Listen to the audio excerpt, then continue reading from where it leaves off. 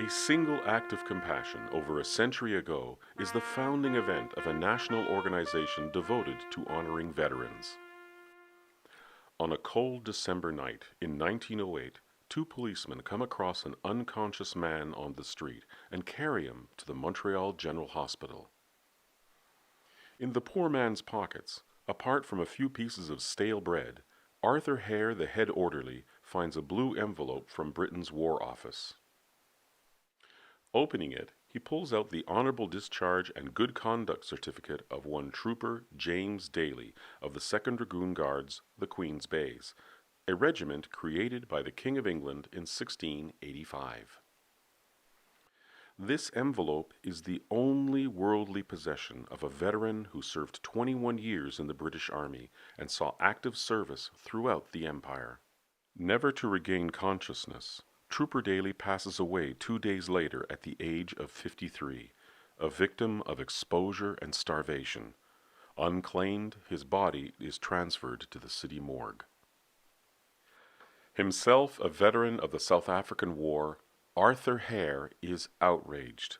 How can a long-serving soldier end up this way?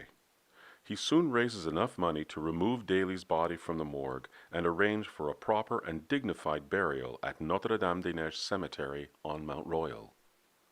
This sad encounter will forever change Arthur Hare's life.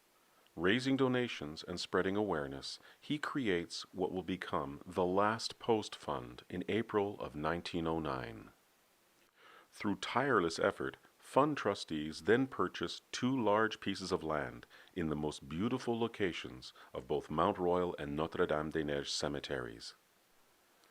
Just over a year later, in May of 1910, the Last Post Fund conducts its first burials, with a proud Arthur Hare overseeing the inaugural ceremony.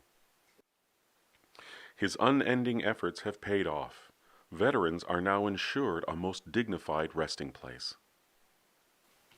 After the Great War, space on Mount Royal becomes limited and quite expensive.